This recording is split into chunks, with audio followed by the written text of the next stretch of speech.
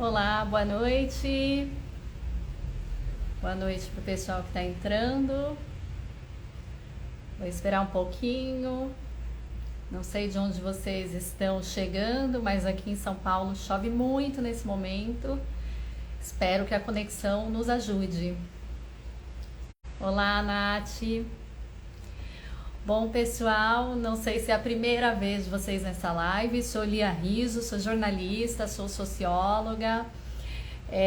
Bem, hoje a gente vai falar de um assunto muito especial nessa live que faz parte, como alguns de vocês sabem, da campanha Infância Plena, promovida pelo Ministério Público do Trabalho e que tem o apoio de Vogue e de todos os demais veículos da Condé Nast, Casa Vogue, Glamour, JQ e também do jornal O Globo.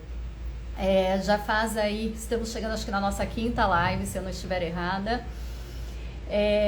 Já falamos sobre o papel da mídia no combate e erradicação ao trabalho infantil. Já falamos de crianças trabalhando em redes sociais, em plataformas digitais. Já falamos sobre o trabalho nos lixões, que foi a nossa última live. Recomendo muito quem não assistir voltar aí no perfil da Vogue ou entrar no nosso YouTube para ver. E hoje vamos falar de um assunto que para mim, não só como cidadã, mas como mãe de uma criança pequena, é um assunto que fala muito ao meu coração, que é a importância da educação antirracista no combate ao trabalho infantil, a essa gravíssima violação dos direitos a que cerca de 2 milhões de crianças estão sujeitas no Brasil hoje em dia. Por que hoje a gente está falando do trabalho, da importância da educação antirracista no combate ao trabalho infantil?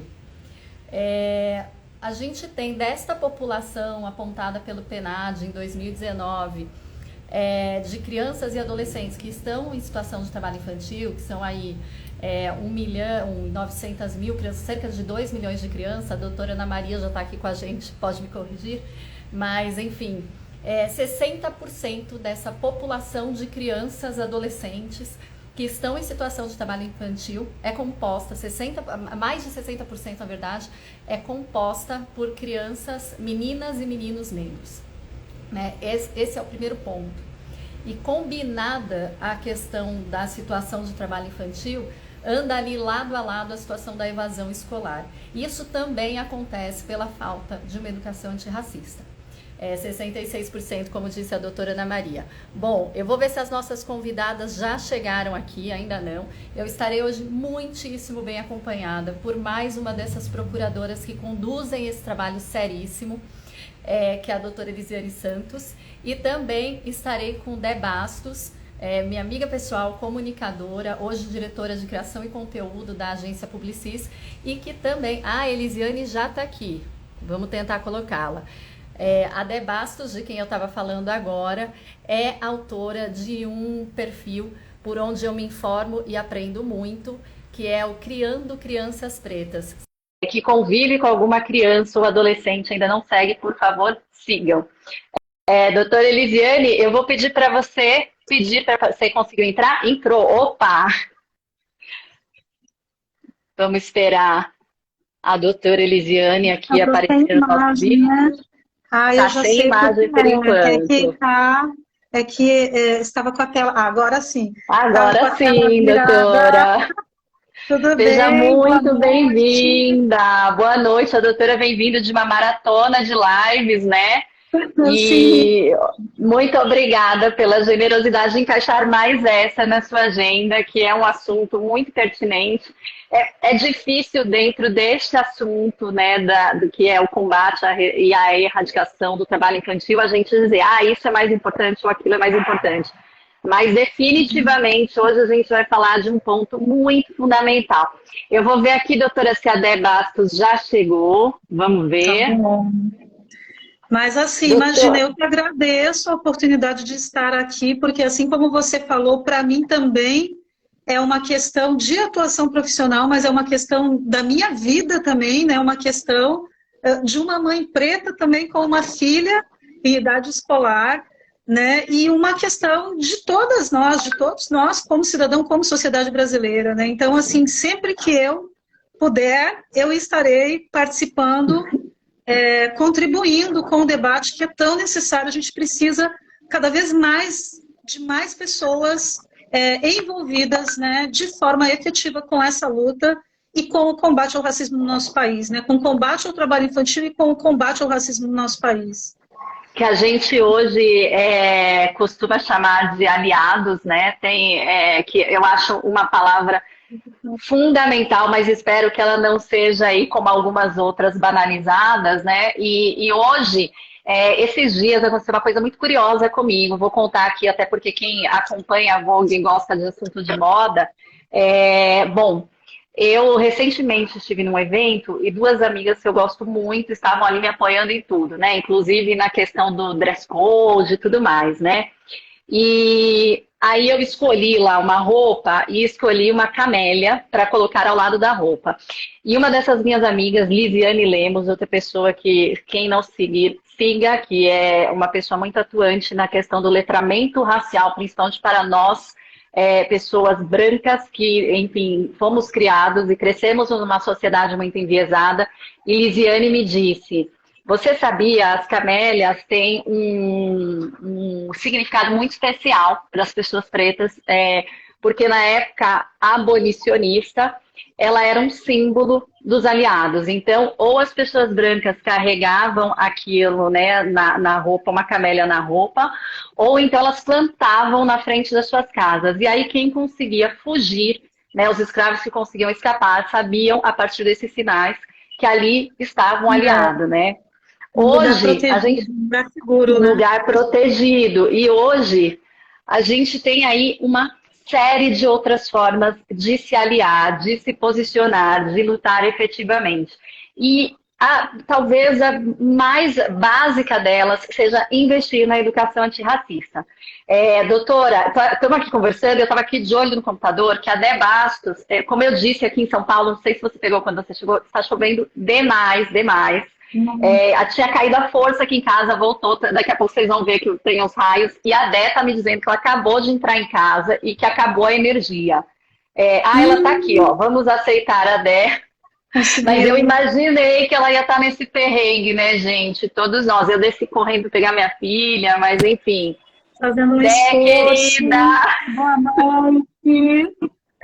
Boa noite, seja bem-vinda, fica tranquila. Olha, estamos aqui entre amigas, entre mães. E eu correndo para caçar a casa com energia no bairro. Desculpa a demora, gente. Não, gente, isso é a vida real. A gente aprendeu a trabalhar de casa e nesse esquema assim de vida nua e crua durante a pandemia. Isso é uma coisa que definitivamente não muda mais. Então, assim, te peço desculpa pela sua correria. Estava aqui já batendo um papo com a doutora Eli. E vamos lá, gente. Eu estava contando para a doutora que esses dias eu descobri que o uso da camélia tinha um simbolismo muito importante para pessoas pretas. Quem me disse isso, quem me ensinou foi a Lise Lemos. E eu disse, né, bom, lá atrás a gente tinha alguns sinais que eram mais sutis, né? Hoje existem muitas formas de se aliar. E a educação antirracista, para mim, é talvez a mais básica, quando eu digo a de base, né?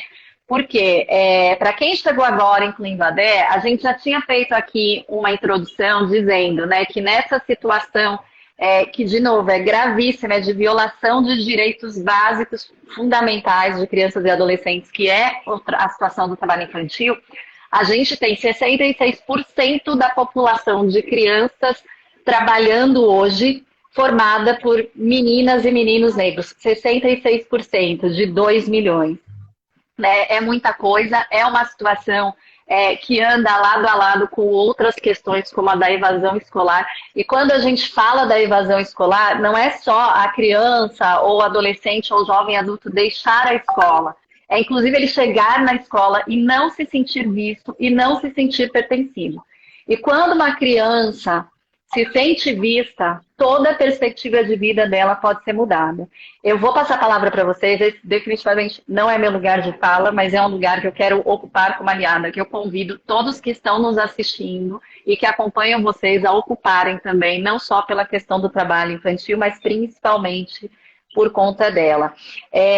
Doutora, hoje eu vou fazer uma ordem diferente do que eu costumo fazer nas outras lives. Eu vou começar pela Dé, que tem o perfil Criando Crianças Pretas. A Dé é mãe como a gente também. Eu aqui tenho uma que faz 7 anos na sexta-feira, da Dé acho que é um pouquinho mais novo, né, Dé? José tem 4. 4. 4. E Eli, você tem uma filha também, né? 12. Vou ficar te Fez chamando de 12 Eli. semana passada. Oh, meu Deus, que fase, mas Já isso é tá assunto para outra adolescente live. Ela vem do futuro para contar pra gente. Essa parte você não conta hoje, tá, Eli? Mas vamos lá, né? Do que a gente está falando quando falamos de educação antirracista? A primeira coisa que eu gostaria que as pessoas que estão nos assistindo ouvissem. A gente está falando o que essa conversa toda tem a ver com esse tema, né? No Brasil, a gente não consegue desassociar classe de raça. Então, quando estamos falando dessa população de crianças vulneráveis, ela tem cor. Então, quando a gente está falando de uma educação... Vocês estão ouvindo bem ou tá cortando um pouquinho? Tá cortando um pouquinho, né? Eu tô conseguindo entender o que você diz, né? Que essas crianças têm cor, que é um perfil que tem raça, que tem gênero. Vamos tentar de novo, quando a gente fala nessa situação. De novo, porque é isso, né? Sem energia aqui no 4G.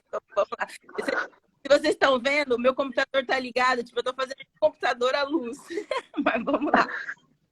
O que eu tô dizendo é que no Brasil não se desassocia classe de raça. E aí, quando a gente está falando de uma população infantil vulnerável, a gente está falando de crianças pretas. A educação racista, ela é uma educação que enxerga crianças pretas como um recorte. Então, quando a gente tudo isso precisa conter o contexto das crianças. Então, a escola não pode ser uma escola igual para todo mundo. Ela deveria ser igual como o primórdio, mas eu não posso ter assunto de escola fazer.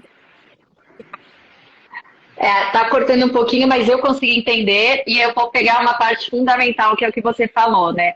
A escola, ela não deveria ser, né? Mas ela é.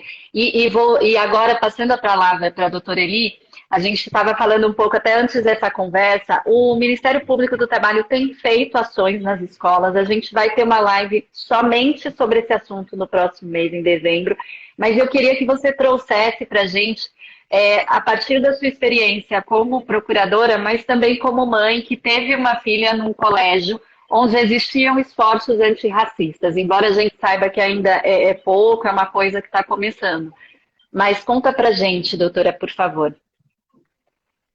Bom, boa noite a todas, a todos, a todes. Lia, né? A gente já estava conversando antes, mas agora iniciando mesmo. Primeiro, eu acho que é importante a gente pensar, né? Não que isso seja o mais importante, mas assim, entender que existe uma lei, que é a Lei 10.639, que exige que todas as escolas públicas e particulares insiram nos seus projetos pedagógicos e nas diferentes disciplinas o ensino da cultura e da história afro-brasileira e indígena também, que foi acrescentado pela Lei 11.645. Né? Isso significa dizer que nós precisamos, e uma questão importante é que essa lei ela não surge do nada também. Né? Ela é fruto de lutas imensas dos movimentos negros no nosso país. Para vocês terem ideia, lá em 1984, Abdias do Nascimento, que espero que as pessoas que estão nos ouvindo, né, conheçam, que foi um ativista do movimento negro, né, um grande militante negro, fundou o Teatro Experimental do Negro na década de 60. Abdias do Nascimento, lá em 1984, já tinha apresentado um projeto de lei que previa, dentre outras ações, inclusive ações afirmativas no serviço público, na educação, né, em outros setores, previa também que se fizesse o ensino afro-brasileiro nas escolas. Por que isso é tão importante? Porque isso é a base da nossa história, né? É a base da nossa formação social e política no Brasil, ainda que tenham tentado, durante todo esse tempo de violência num período, né, de quase 400 anos de escravização negra, e no pós-abolição, como você falou, entre aspas, e a gente fala isso entre aspas porque a gente continua nessa luta, né, por liberdade, por igualdade em direitos. Durante todo esse tempo, né, a gente vem tentando, lutando, né, por esses direitos. E quando a gente traz essa história da formação da sociedade brasileira, isso vem numa tentativa de apagamento. Quando a gente coloca a obrigatoriedade de ensino, é para que isso não seja apenas um aspecto da educação de forma geral. Olha, agora nós vamos aprender sobre a população negra, que inclusive é como muitas escolas vêm dizendo ou pensando que estão fazendo acontecer a educação antirracista e na verdade não estão fazendo, né? Porque o propósito da legislação é assegurar com que todas as crianças, sejam negras ou não, tenham essa história como referencial, como uma história também de protagonismo, como uma história de pertencimento, como uma história de luta, de formação de todos os aspectos que nós temos na sociedade brasileira. Que acaba, doutora. Lógico, o que eu ia apontar é que assim, que acaba, principalmente para uma geração, eu tenho 42 anos, a minha geração, a gente lembra dessa história quando começa a falar do período de escravidão. E é assim que essa história é contada, as conquistas não são trazidas. Vocês, eu não sei se vocês viram um vídeo que viralizou, acho que foi ontem ou antes de ontem, de uma professora chamada Lavínia Rocha. Ai, sim. É Lavínia é o nome dela? Maravilhosa. Né? E ela é uma professora que, até publiquei esse vídeo no Criando Crianças Pretas, e ela pergunta primeiro para os alunos o que vem à cabeça dele quando eles pensam em... Eles começam a falar fome, gente magra, escravo, né? Todos têm em comum. E aí, logo depois, ela tem um livro, eu acho que conta a verdadeira história, e o tempo depois pergunta de novo, o que vem à cabeça de vocês quando vocês pensam? E aí, eles falam ouro, tecnologia, clã, aí eles começam a lembrar um monte de nomes. Então, acho que a importância de uma educação salva. Deu para ouvir quase tudo, né? Mas a doutora pode complementar. É isso aí, então, né? A gente conseguir ressignificar essa história, né? Que nós temos aí uma história riquíssima de reis, de rainhas, de poder, de intelectualidade que nos né, ao longo desse tempo aí apagada. E o que acontece para a gente, população preta, e especialmente para as nossas crianças dentro das escolas? Quando isso não é tratado dessa forma, você está ali naquela condição como uma pessoa diferente, né? Como alguém que não enxerga um pertencimento em relação tanto ao conteúdo que é produzido, quanto em relação ao racismo que se reproduz na sociedade. Aí nós temos vários exemplos, né, de práticas racistas, às vezes explícitas, dentro das salas de aula. E lamentavelmente, né, cada vez mais a gente tem... não é que venha acontecendo mais, na minha opinião, mas eu acho que as pessoas estão denunciando mais, né? Então a gente vê situações de crianças sendo chamadas, ofendidas, chamadas de macaco, comparadas com outras situações, com cocô, com outras questões todas que são muito dolorosas, né? Que são muito destruidoras de qualquer sentimento de humanidade ali. E essas questões, quando acontecem assim, de forma explícita, aí parece assim, que choca, né, as pessoas, principalmente quem não tem esse letramento que vocês estavam falando. Mas o mais triste é pensar que isso é o cotidiano da nossa vida, desde que a gente nasce, e é o cotidiano das nossas crianças negras. E quando a gente vai falar de racismo e trabalho infantil, você já trouxe algumas informações aqui, né? A maior parte das crianças que estão nessa condição, nessa situação de violação de direitos, são crianças negras. E mais do que isso, nós temos uma pesquisa recente do Unicef, que é de agora de setembro deste ano, que foi elaborada pelo Instituto IPEC, que mostra que nós estamos com um contingente de 2 milhões de crianças entre 11 e 17 anos fora da escola. Isso não está nem pegando a primeira infância, a gente não está nem considerando aí de 4 a 10, né? Então vejam a gravidade dessa situação. Posso continuar um pouquinho? Claro, por favor, doutora. Porque é legal a gente também ficar, né? Passar. Com certeza. Segundo essa pesquisa, os motivos para ter parado de estudar, primeiro, o mais respondido pelas crianças e adolescentes que participaram da pesquisa, porque precisam trabalhar. Ou seja, nós já sabíamos disso, mas é uma pesquisa que confirma mais uma vez que o trabalho infantil é motivo determinante para a evasão escolar. Assim como ele é causa, ele é consequência também, né? Muitas vezes a evasão escolar se dá por conta do racismo e essa criança e adolescente termina entrando no trabalho porque são as nossas famílias vulneráveis, também economicamente, como a Dé bem colocou aqui, a gente não consegue separar raça, de classe e também de gênero, né? Depois a gente pode falar um pouquinho. Agora vejam que interessante. Nessa pesquisa foi apresentado um rol de perguntas para esses adolescentes que participaram, uma amostra de mais de 1.000 crianças e adolescentes. O racismo, de forma explícita, né, aparece no final da lista, como motivo para deixar a escola ter sofrido preconceito e discriminação racial. Mas vejam outras causas que aparecem lá em cima. Por não acompanhar explicações ou atividades passadas pelos professores, porque a escola ainda não tinha retomado a atividade. Bom, aqui tem outros fatores, mas também entra um pouco da questão do racismo estrutural.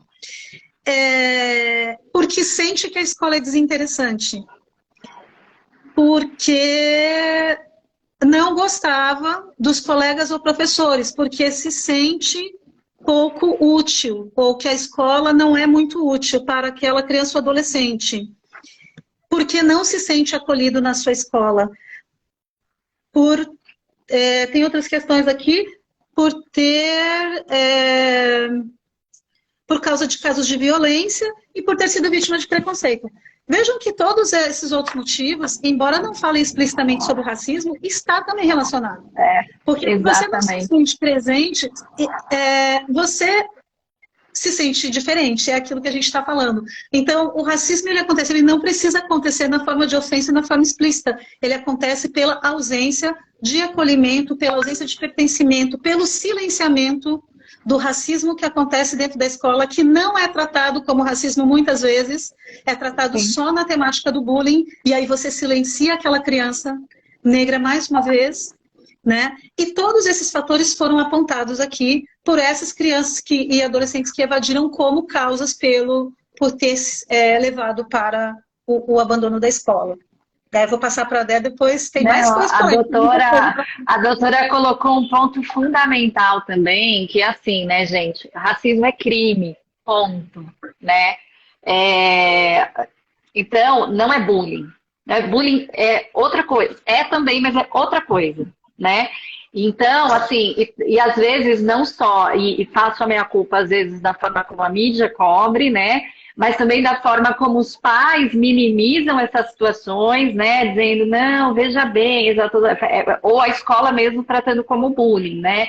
Então, assim, óbvio, ninguém aqui está dizendo, a gente está falando também de crianças convivendo com crianças dentro de uma sociedade onde o racismo estrutural persiste. Mas é importante a gente dar nome aos bois, né? Então, estamos falando de uma questão muito grave que não é de brincadeira, de desconhecimento, né? A gente está em 2022, né? Temos aí já milhões de iniciativas, acesso a muita coisa de letramento racial, então não existe desculpa, né? Vocês me ouvem bem? Tá me ouvimos, Dé. Manda ver. Vamos tentar, gente, uma hora dá. Eu acho que tem uma romantização que a gente faz da escola e ela prejudica muito esse processo. Porque a diferença entre racismo e bullying, ela é tão explícita quando você tem letramento racial. Geralmente o bullying acontece entre as crianças. Grande parte do racismo na escola acontece do corpo diretivo da escola para a criança. Por exemplo, quando você não tem a aplicação da lei durante todo o ano, em todo o material. Então, a Beatriz Nascimento fala que o racismo ele é um emaranhado de sutilezas. E eu gosto muito dessa frase, porque a gente acostumou, depois do movimento do Black Lives Matter, depois de George Floyd, a gente colocou o racismo como se ele fosse só a manifestação de ódio. Aquela bem violenta, né? A fala, quando xinga, quando não. E hoje eu ouvi uma frase da Joana, a Joana maravilhosa, Joana falou que assim, o racismo ele é uma tecnologia. Então ele é tecnologia porque ele é aplicado para oprimir. Então a gente precisa parar de considerar o racismo só essa coisa que a gente vê superficial. Quando a gente vê uma criança que está trabalhando e não está estudando, a gente for pensar o que expurgou aquela criança da escola, você vai chegar no racismo. Ou pela falta de dinheiro, ou pela falta de acolhimento, ou pela falta de perspectiva. Quando uma criança ou um jovem não vê na educação uma perspectiva de melhoria de vida, é porque ele não enxerga. A gente só sonha com o que a gente vê. Se ele não enxerga pessoas como ele progredindo economicamente através do estudo, se ele não tem exemplos, referências, não tem por que ele sustentar aquele sonho. Então é isso. A gente precisa enxergar. Às vezes as pessoas falam assim, mas vocês veem racismo em tudo. É porque, infelizmente, há racismo em tudo. Eu concordo. Posso seguir aqui? No fim? Pode. Olha, raramente fico tão sem palavras, mas enfim, exatamente. Eu ia completar com uma coisa aqui e até me perdi um pouco, porque realmente, enfim, como você falou, está em tudo, né? Não, é aquela coisa assim de não é mimimi, né? Mimimi definitivamente é a dor que dói no outro, né? Que a gente não sente. Então, assim, não é mimimi. E tem eu me lembrei do que eu ia falar, né? Que é a coisa do ciclo, né? Uma vez eu escutei, acho que foi o Ricardo Paes de Barros, um economista, falando sobre o ciclo da doméstica, né? Então, a filha da doméstica que começa ajudando a mãe numa faxina e continua, e a mãe já foi filha de outra doméstica, que provavelmente foi filha de outra... desculpem até usar esse termo, não sei nem qual é o termo hoje que se usaria, mas assim, uma auxiliar de serviços na casa. Mas, enfim, é muito difícil romper esse ciclo, porque é a única perspectiva que se conhece. E, às vezes, a própria família, não colocando a responsabilidade evidente nesses pais, também não tem muita escolha, né? A gente viu na pandemia, né? Pais que perderam emprego e aí o filho ou a filha arruma um biquinho no mercado local, de novo entrando no recorte de classe, né? Enfim... Então, é um ciclo muito perverso, né? Que permanece, que persiste, porque é estrutural, como o racismo é. Por favor, doutora. Sim. Eu ia só destacar ainda um pouco sobre aqueles motivos para a evasão escolar, a questão da dificuldade no aprendizado, né? Porque é importante a gente pensar o que leva a essa dificuldade, que muitas vezes... é justamente aquele sentimento de achar que não é capaz, de achar que não consegue desenvolver aquela habilidade, às vezes porque nessa forma sutil que a Dé coloca aqui, está em tudo, infelizmente, né, professores terminam reproduzindo o racismo e têm tratamento diferenciado em relação a crianças negras e não negras, tem preferências, tem falas às vezes explícitas. Vamos falar com aquele, né, que é o mais, não sei, comportado, ou bonitinho, ou dos olhinhos, né, tal ou tal. São marcas, são signos, sintomas de uma sociedade fundada nessa exclusão que adotou estereótipos que estigmatizam as crianças que não se enquadram naquele estereótipo, né? E isso faz também com que a criança termine se sentindo não capaz de desenvolver habilidades. Né? Então, é muito importante a gente pensar nisso. Na questão dessa reprodução estrutural do racismo, a Dé estava falando aqui, eu fui anotando algumas coisas, né? De como fazer essa educação antirracista acontecer, que não basta chegar agora, nós vamos fazer um letramento, tem muitas escolas fazendo isso, né? Aí vai lá, faz uma reunião. Aí, pega com os alunos, agora nós vamos estudar um tema da população negra. E não é isso. A gente precisa ter representatividade nos livros didáticos.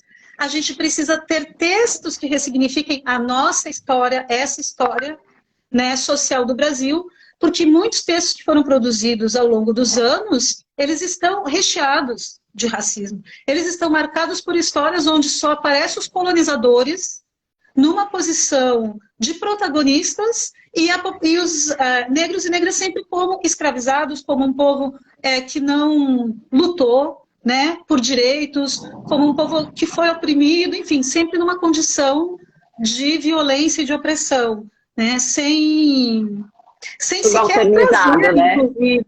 sem sequer trazer conhecimento mesmo sobre história da África, por exemplo.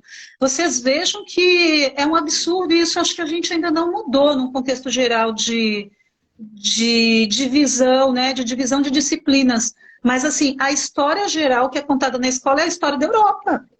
Exato. Não é a história geral dos povos, dos diferentes povos, comunidades tradicionais, né? Pensem na história do Brasil mesmo, quando a gente olha assim, os conteúdos agora nesse segundo ciclo, né? Minha filha está no segundo ciclo, sexto, quinto, até o nono ano. É pouquíssimo espaço onde se trata, falando da história do Brasil mesmo, em pouquíssimos cenários se trata das histórias, da importância das comunidades tradicionais para a formação da sociedade brasileira, para o meio ambiente, e aí a gente entra na questão de ciências. Você vai tratar do corpo humano, no geral, os livros trazem todos os corpos brancos, a gente tem corpos pretos, a gente tem corpos com diferentes formas, né? Então, a gente precisa pensar nisso, a gente precisa de representatividade nos profissionais da escola, porque tem muitas escolas, assim, nas escolas públicas, acho que em menor proporção, porque as cotas, né, na administração pública a gente já vem de mais de uma década de cotas raciais. Por outro lado, mesmo na escola pública, a gente pode encontrar diagnósticos onde diretoras de escola, supervisoras de escola, pessoas que estão em condição ali, né, de gestão, de mando, não são pessoas negras. Né? E nas escolas particulares a gente vai encontrar então um cenário que é muito mais perverso, que é encontrar os profissionais negros da escola apenas nas atividades ali de limpeza, cozinha, merenda escolar, muitas inspetora vezes... do corredor no máximo. E não tem... Às vezes algum professor de educação física, de capoeira e tal, mas nas disciplinas do currículo obrigatório, são poucas as escolas que estão fazendo, né, essa inclusão. Queria só fazer um ponto com essa fala dos funcionários da escola pública, que provavelmente é grande parcela das pessoas que estão nos assistindo, é que, às vezes, o racismo é sobre desumanizar os nossos corpos.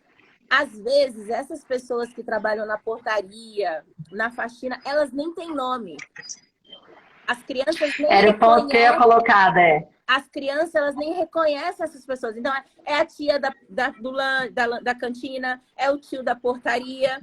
Então, assim, tamanho é. Então, às vezes, a gente tá super se achando letrado, a gente tá super lendo coisas sobre racismo, mas você não parou para prestar atenção que teu filho não dá nome para as pessoas que estão em posição de subalternidade quando elas são negras, porque aqueles corpos, de fato, não importam. Então, assim, eu só queria aproveitar e deixar aqui uma dica de um livro que me ajudou muito nessa pesquisa sobre escola, que é o do silêncio do lar ao silêncio escolar, da professora Eliane Cavalheiro. É uma pesquisa com uma análise muito bem feita de episódios de racismo na escola. E, assim, é isso, a informação está aí. Esse livro é incrível, chama Do Silêncio do Lar ao Silêncio Escolar. Essa live, gente, como todas que a gente tem feito, ela depois vira uma matéria que é publicada no portal da Vogue, né, nos outros veículos da casa, do IQ, o Glamour, Casa Vogue. Então, essas referências também estarão lá. E fiquem à vontade para trazer também, que tem um outro ponto. Eu vou sair um pouquinho dessa temática, mas vocês, claro, podem voltar, que eu me lembrei de uma situação que um dia surgiu no meu grupo de mães de colegas da faculdade, onde, né, num claro reflexo de tudo que a gente está dizendo, eu acho que eu tinha 2 ou 3 colegas negros, e a esposa de um deles está nesse grupo, tem uma filha negra, e a discussão que se começou foi quando começar a falar com crianças sobre isso, né? E aí, óbvio, né, cada um ali bota seu ponto de vista, e uma das coisas que surgiu foi... sabe quem faz essa pergunta? Quem tem a escolha de ou postergar ou de não falar. Então, não existe essa resposta, né? Porque eu que tenho uma filha que é, né, o meu estereótipo, posso me dar o luxo de fazer essa pergunta, quando, na verdade, a Dé com o José, a doutora Eli, não sei o nome da sua filha, perdão, e essa minha amiga com a Lorena, nunca teve essa escolha, né? E isso que essa mãe trouxe ainda uma família interracial, né? Então, assim, este é um outro ponto que eu acho que acaba negligenciado que assim, gente, as crianças, né, vão ter momentos em que a gente vai precisar introduzir uma série de conversas difíceis. Isso não é uma conversa difícil, uma conversa necessária, uma questão de tratar sobre o mundo que elas habitam, né?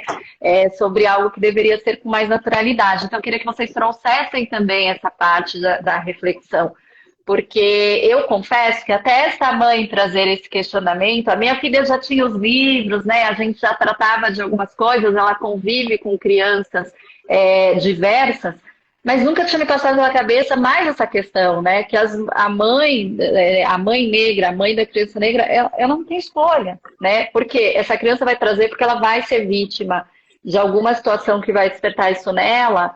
Em algum momento, infelizmente, né, estão condenados a passar essa situação em algum momento. A gente tem no Brasil o mito da democracia racial. Essa grande falácia de que não existe racismo no Brasil, que a gente vive todo mundo harmonicamente, que somos todos brasileiros. E então esse é o grande mito da democracia racial. Uma das coisas que o mito da democracia racial faz é essa coisa de mas as crianças não são racistas, né? Misturar racismo com amor. Inclusive, sugiro fortemente que leiam uma das mulheres mais incríveis. Eu sou absolutamente fã de Lélia Gonzalez, dos textos dela. E a Lélia fala muito sobre essa estrutura, até que você falou da empregada doméstica versus como é que essa dinâmica entre racismo e amor. Quando a gente está falando de criança, isso volta muito forte. Não, mas criança não pode ser racista. Inclusive, usam erroneamente uma frase do Mandela para dizer que se a gente ensina o ódio, a gente também pode ensinar o amor, assim, para dizer que as crianças não são racistas. As crianças, de fato, nascem racistas, mas elas se tornam racistas muito rápido. Tem um estudo do The Conscience Kid, que é um instituto americano muito legal de análise de consciência infantil, que fala que a partir dos 3 meses, a criança já começa a reproduzir o racismo. 3 meses. Então, qual é a melhor hora para falar sobre pauta racial com criança? Na barriga. Se você não fortalece o seu em volta, se você não dá referência para essa criança muito pequena vai começar a reproduzir o racismo estrutural.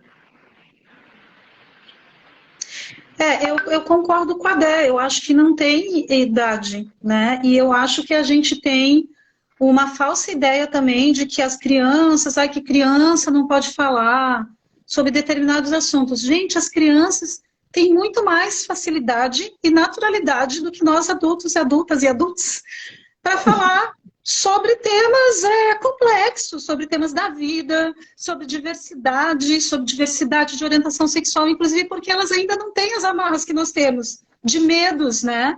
De se expressar. E enquanto ainda não construíram esse cenário racista que a Dé colocou, elas também não estão enxergando essas diferenças com hierarquias entre elas. Porque o problema da diferença é esse, é você construir, né, esses modelos de superioridade, de beleza, esse aqui não é, e começar a excluir, né?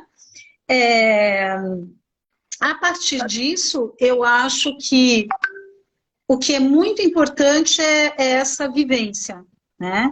É você oportunizar que a sua criança possa ter, desde os primeiros dias, os primeiros anos de vida, uma convivência com diferentes crianças de diferentes contextos de vida. Mas você não quer falar?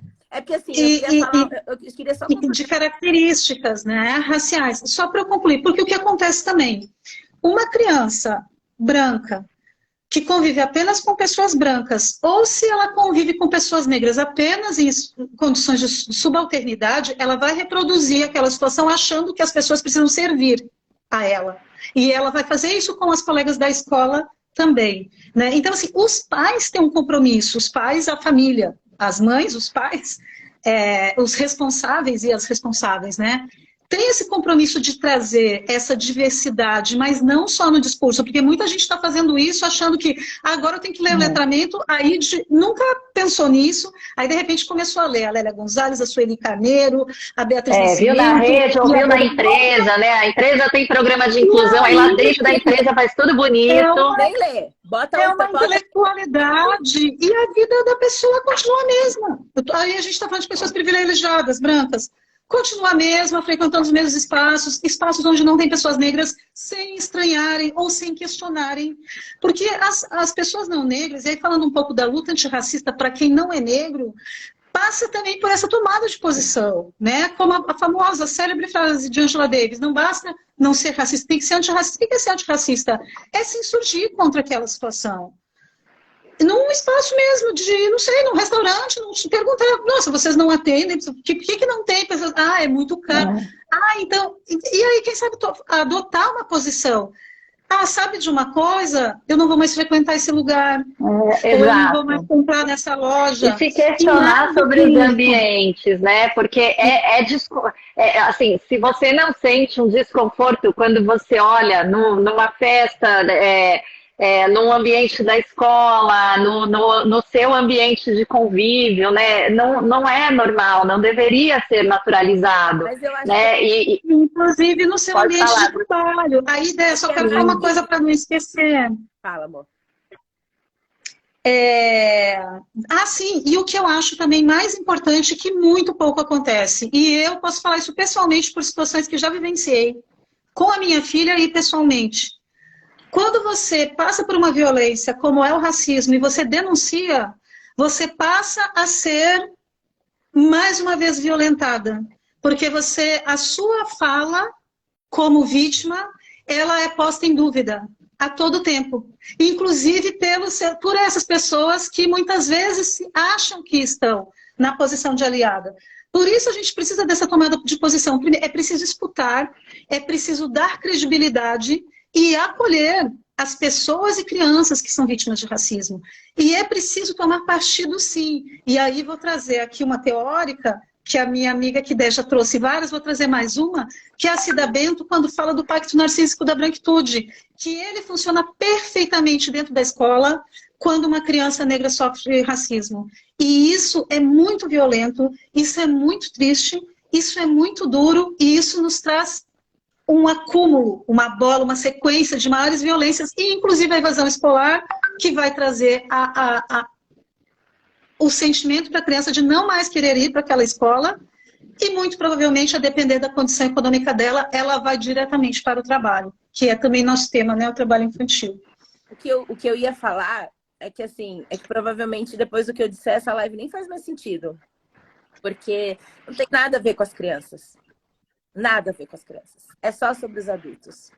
Então, assim, eu tenho um caso de uma mãe que falou assim, nossa, eu dei uma boneca preta para minha filha, mas quando a gente vai doar os brinquedos no final do ano, ela quer se desfazer da boneca.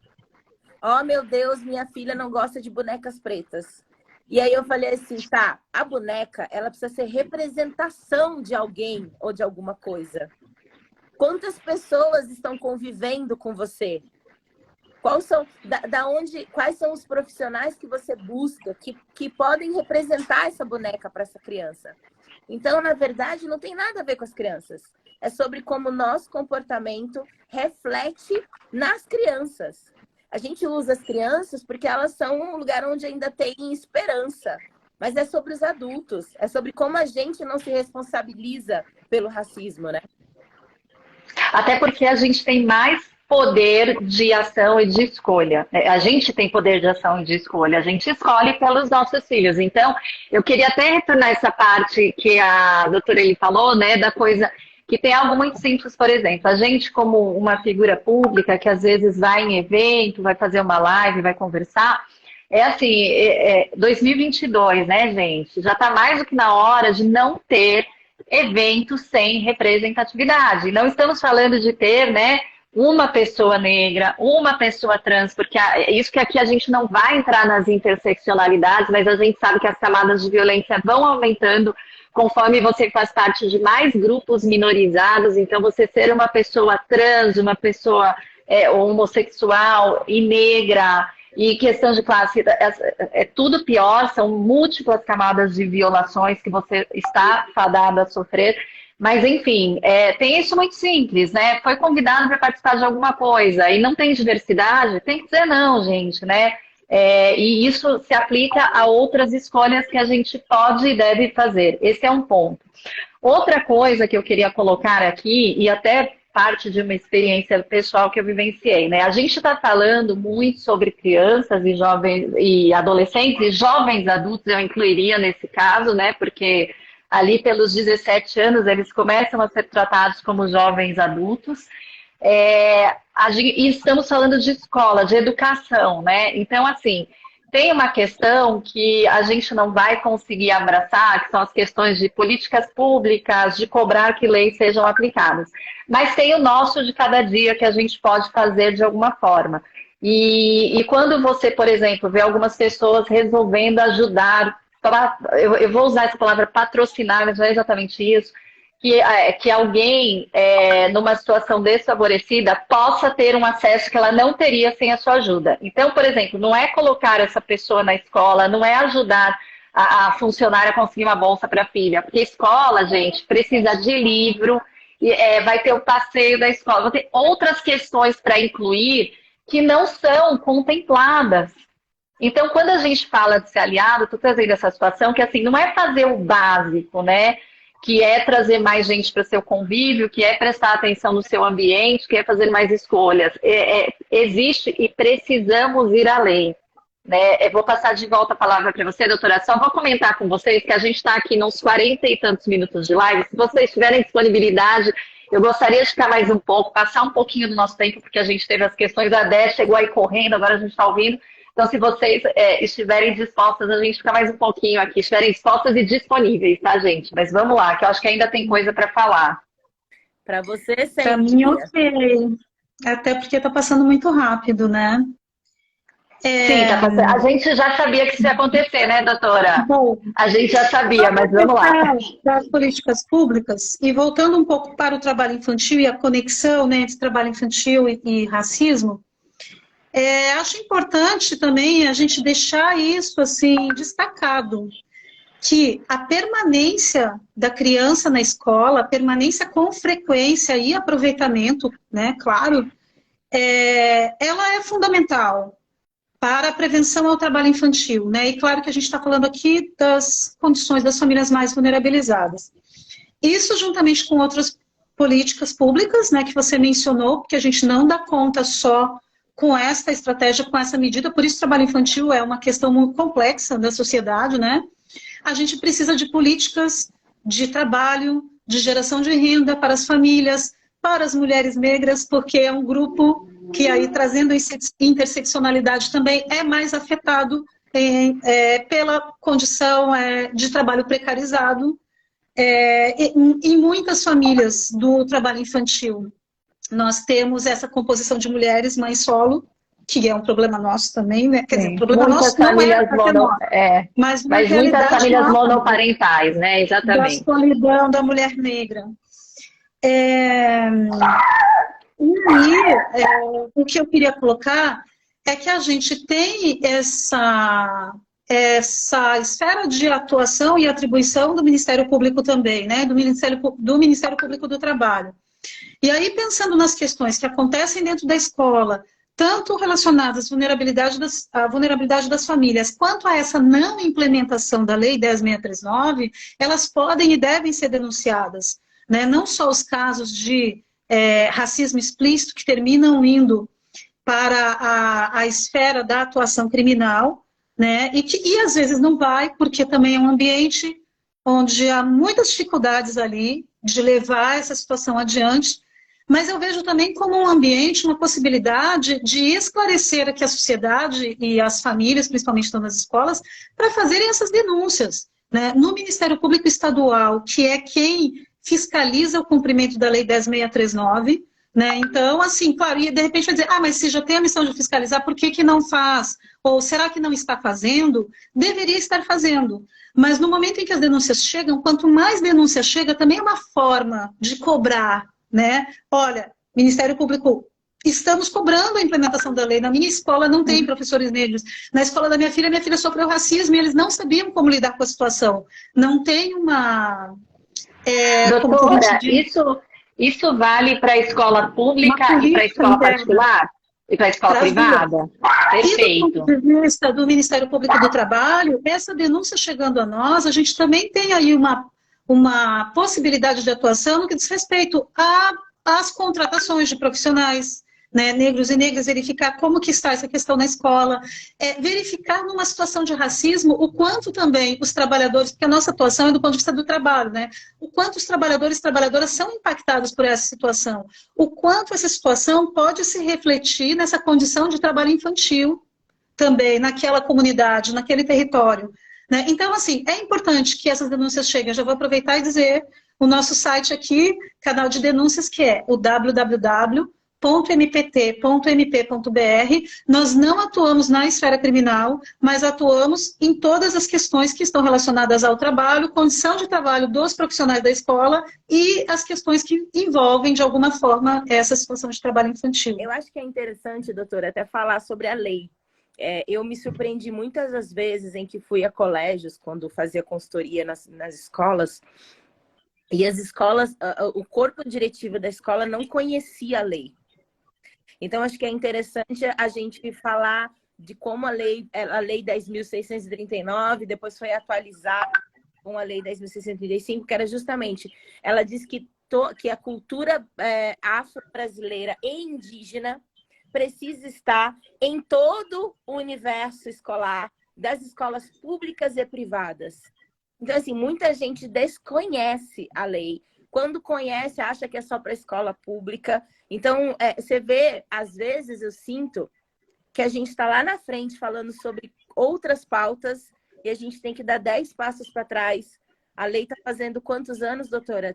30? É de 80 e... Não, 2005.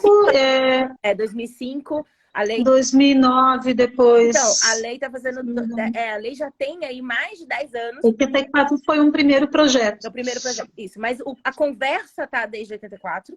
A lei está aí há mais de 2005. A gente está em... A lei já está aí há mais de 10 anos e ainda tem muita gente que desconhece. Então, sim, a gente precisa, às vezes, falar o óbvio. Então, é isso, assim, contemplar... É melhor falar da lei, dizer o que a lei contempla de uma forma, às vezes, até mais didática mesmo.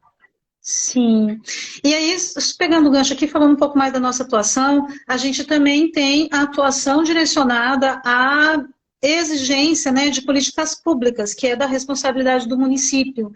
Então, no enfrentamento ao trabalho infantil, a gente vai trabalhar em 3 frentes, né? Na frente da educação, que é esse trabalho nas escolas, que você falou no início, e a gente chama o projeto Resgate à Infância nesse eixo, a gente chama carinhosamente de MPT na escola, que foi o que originou o projeto como um todo, e a gente faz esse debate sobre o trabalho infantil, e a gente agora inseriu também as questões de raça e gênero no enfrentamento ao trabalho infantil. Uma outra frente de atuação nossa é essa frente de acompanhamento, de mobilização, para que o município cumpra o seu papel, né, na efetivação de políticas públicas. É claro que nem sempre se consegue uma ação efetiva, mas por conta de vários cenários políticos, às vezes, como nós tivemos nos últimos anos aí, de cortes orçamentários, né, e espero que num novo cenário político consiga se retomar a pauta de avanço na efetivação desses direitos, na efetivação dos direitos sociais. Inclusive, já foi anunciado que o programa Bolsa Família vai estar articulado novamente com a matrícula e aproveitamento escolar, né? Isso é muito importante porque reflete diretamente no enfrentamento do trabalho infantil. Então, quando a denúncia chega ao Ministério Público do Trabalho, a gente vai ter essas diferentes possibilidades de atuação. E uma terceira possibilidade de atuação que diz respeito à profissionalização, e aí vai abranger aqueles adolescentes com mais de 14 anos que podem ser contratados, né, como aprendizes na aprendizagem profissional e que é uma obrigação das empresas, e todas essas ações estão conectadas, né? Então, sempre isso, de alguma forma, ela vai se refletir em ações e atuação do Ministério Público no enfrentamento ao trabalho infantil, que vai terminar passando também pela análise das questões raciais. Tem uma coisa, Lia, que as pessoas podem estar se perguntando, o que eu tenho a ver com isso, né? Tipo, onde é que o trabalho infantil impacta a minha vida? Ainda mais se eu sou uma pessoa preocupada em diversos sentidos, né? Quando a gente fala de trabalho infantil, quando a gente está falando de corte racial, a gente fala de futuro. A gente está falando de que se a gente não constrói agora a base de a gente nos próximos anos, a gente vai colher mais mesmo. Se essa molecada está na escola, se essa molecada não está preparando, a gente continua líderes que representam outro tipo de futuro. Sabe? É sobre futuro essa conversa. Não, existe. A gente falou muito sobre isso, né, na primeira live, que teve a participação da Cecília Oliveira, que é do Instituto Fogo Cruzado, maravilhosa. E a Cecília trouxe esse ponto do custo para a sociedade, de negligenciar essa situação. E que, assim, a gente trouxe no início dessa live alguns números, né, de acordo com a última PNAD, mas a gente sabe que eles devem ter crescido, né, doutora? Porque com o cenário que a gente enfrentou a pandemia, o Brasil foi um lugar onde as escolas, não sem motivo, ficaram fechadas por mais tempo, né? E depois a gente sabe que o retorno é muito difícil, né? Por uma série de consequências dessa situação. Então, essa é uma situação extremamente dramática e cujo custo social a gente vai sentir lá na frente já de qualquer modo. E podemos, como não sei nem que palavras, mas podemos, assim, de repente, diminuir esse impacto com a consciência do que a Dé trouxe também. Eu confesso que eu mesma desconhecia algumas coisas da lei, sabia que ela existia, mas desconhecia algumas questões. E a gente vai ter no mês que vem, eu já falei em algum momento dessa live, mas tem algumas pessoas dizendo, caí de paraquedas, estou amando, que chegaram agora, enfim, tem como assistir essa live, fica gravada depois. Mas a gente tem no mês que vem uma nova conversa sobre MPT nas escolas, a doutora já deu spoiler aqui, mas, enfim, o que é muito importante é a gente se atentar, né, entre tudo que foi dito aqui, além daquilo que pareça óbvio e que deva ser muito cansativo para vocês repetirem a exaustão, porque todos os dias a gente vê um caso novo, isso do que chega na mídia, né, fora o que a gente, né, aquela dor que se cala, enfim. Então, embora seja muito exaustivo, a gente viu nesse conteúdo o que fazer como indivíduo e também o que você pode fazer para movimentar outros instrumentos. Porque algo que a gente vem falando desde a primeira live dessa campanha é que essa é uma iniciativa, uma ação do Ministério Público, mas não é de maneira alguma uma batalha em que um órgão vai conseguir, né, enfrentar e erradicar sozinho, né? Demanda um conjunto de esforços. Acho que a gente tem uma perspectiva, como a doutora trouxe aí, esperançosa, né? Sabemos que os danos são muitos, mas que a gente, né, hoje tem também muita esperança para que as coisas se resolvam, mas precisamos fazer nossa parte, né? Precisamos atuar efetivamente, né? Sair do discurso dentro da empresa, porque eu sei que envolve muita gente que nos assiste, está aí em empresas que têm programas em prol da diversidade, né? Mas não é na corporação que a gente vai resolver, como a Dé falou. Queridas, são quase 8 da noite, Dé muito cansada, a doutora também tem a filha aí para olhar. Queria que vocês deixassem uma última mensagem, e não só na pessoa jurídica, por assim dizer, mas na física também, porque esse definitivamente, embora essa seja uma responsabilidade de todo mundo, de todo o mundo, não é meu lugar de fala, tem dores que eu só posso imaginar. Então, gostaria muito que vocês deixassem uma mensagem para quem está nos assistindo, porque eu sei que tem pessoas aqui que estão comentando que já sofreram algum tipo de violência nesse sentido. Inclusive, eu trouxe o assunto do trans por conta de um comentário que subiu aqui para mim. E como mães também, queria que vocês deixassem um recado para nós. Começa por você, né? Passo a palavra final para a doutora. Eu gostaria de ouvir a doutora primeiro. Posso? Desculpa. Pode.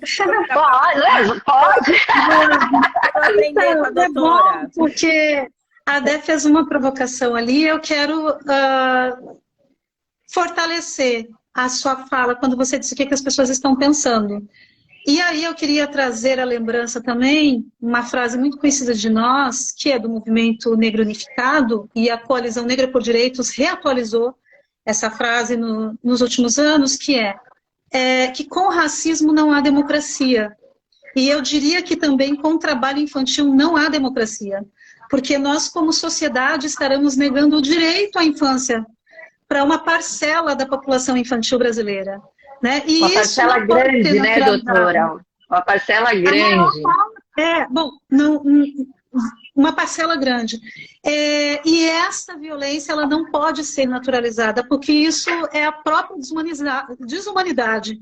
Né? É perpetuar esses ciclos de violência, de opressão, de desumanização, né, da nossa população negra e também de outros grupos historicamente discriminados, e não por outro motivo. Nós temos na nossa Constituição Federal, que é uma Constituição fruto da luta dos movimentos sociais, fruto da luta da sociedade brasileira, que num cenário ali de disputas, conseguiu afirmar, olha, nós queremos esses direitos e vamos lutar por eles, para que eles estejam protegidos. E a nossa Constituição traz no artigo 227, que é dever do Estado, da sociedade e da família assegurar proteção integral a crianças, adolescentes e jovens. Então, esse dever não é só da instituição Ministério Público do Trabalho, é também da instituição, é meu dever como Elisiane, pessoa, cidadã, que faz parte da sociedade brasileira, é meu dever como mãe, é dever de cada uma de nós que está aqui assistindo, porque nós queremos uma sociedade justa, igualitária, com igualdade de oportunidades para todos, todas e todes, com garantias de direitos básicos, de direitos sociais para todas, todos e todos. Então, nós não podemos seguir com infâncias ceifadas, infâncias, né, faceladas. A infância tem que ser um direito de todas as crianças. É isso, agradeço muito pela participação, deixo essa mensagem, exerçam a cidadania, denunciem. O telefone também diz que denúncia para situações de trabalho infantil e qualquer violação de direitos humanos é o Disque 100. O site do Ministério Público do Trabalho, já falei aqui, nós temos também a possibilidade de encaminhamento de denúncia por um aplicativo que se chama Pardal MPT. É só entrar lá no celular e baixar o aplicativo. Muito obrigada, boa noite a todas, a todos e todas, mais uma vez, e seguimos na luta. Não tenho muito mais para dizer depois dessa aula. Só digo que não é sobre os nossos filhos, é sobre as nossas crianças. Porque como sociedade, todas as crianças são nossas. Toda vez que o nosso Estado falha com uma criança, a gente falhou como sociedade.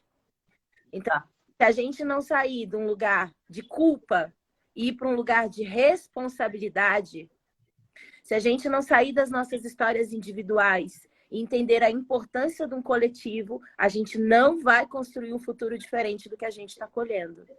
Então, é isso. Eu pouco falo hoje em dia sobre essas questões, mas queria agradecer o convite muito especial da Lia. Lia, eu vou proibir você de parar com essa mania de falar de lugar de fala. Todo mundo tem um lugar de fala. Tá vendo? Eu falei antes de você entrar que eu aprendo com você todo dia. Ana, e mais importante, não tão importante quanto o lugar de fala, é o lugar de ação. O lugar de ação de uma jornalista branca num veículo dessa grandeza, em que traz essa conversa para a pauta, ele é muito importante. Então, a gente precisa sair desse lugar e tomar as rédeas dessa narrativa. Só a gente pode construir o futuro que a gente tanto almeja, sabe? Então, é isso. Bora pro pau. Bora cuidar das nossas crianças, porque só há esperança nelas. Vamos esperançar, né? Trazendo o Paulo Freire aqui para fechar, esperança com ação. Tem um ditado iorubá que diz que a esperança é o pilar do mundo. Se não tem esperança, tudo desmorona. Isso aí, meninas. Ó, me deixaram sem palavras mais uma vez. Mas, enfim, que bom, porque o protagonismo tinha que ser de vocês. Bom, muito obrigada, doutora. Muito obrigada, Dé. Duas mulheres imensas e inspiradoras. Eu espero, de verdade, encontrar vocês em mais papos. A gente teve aí Eu fico aqui olhando os numerozinhos, né? De acordo com as outras lives, fica a sensação que menos pessoas entraram, porque, gente, de novo, em São Paulo, né, tava um caos. Teve muita gente que chegou no meio do caminho, mas foi tudo muito elogiado. Eu vou até ler para vocês, é uma coisa que geralmente eu não faço, ó, é dever nosso proteger e defender as crianças, tema importantíssimo, chega de trabalho infantil, parabéns pela live, caí de paraquedas, mas estou amando muito enriquecedor, é uma pauta muito relevante. E é muito generoso que vocês tenham de novo aberto a agenda de vocês. Eu sei que as duas tiveram um dia cheio, tem aí a dupla, a tripla jornada que muitas de nós conhecem, mas persistem, né? E espero que perseverem cada vez mais. De novo, todos esses temas estão reunidos já no site da Vogue. As matérias são publicadas também na Glamour, na JQ, na Casa Vogue. A gente tem bimestralmente artigos assinados pelo time de procuradoras do Ministério Público, a quem sou muito grata, porque eu, pessoalmente, posso dizer que estou aprendendo demais nesses últimos 6 meses e espero que vocês também não só aprendam, mas absorvam e venham para esse chamado que a Dé fez. Quando a gente sente esse chamado e atende a ele, não é confortável, a gente em algum momento pode se constranger com a gente mesmo, mas assim, gente, errar a gente erra, privilégio se erra. O que a gente não pode fazer é sentar em cima dele e não usar, de novo, para que essa sociedade se torne uma sociedade onde todos alcancem, né? Onde as coisas fiquem na mesma altura, a gente parta do mesmo ponto de partida. Isso é o que eu desejo para minha filha, para os filhos de vocês, para as filhas de vocês, para as nossas crianças, como disse a Dé. De novo, muito obrigada. Boa noite, pessoal. Não deixem de ler. Quem chegou no meio, assista novamente. Assista de novo ou volte para assistir, enfim. Mas muito obrigada mesmo, meninas. Foi transformador. Bora que dá. Vamos aproveitar essa onda de... Obrigada. Não é não, doutor? Boa noite. Bora que dá. Vamos lá. Boa noite. Tchau, tchau. Vamos em frente, sempre em frente. Sempre, Nem um gente. passo atrás. E juntas. Ninguém vai ficar pelo caminho. Tchau, tchau.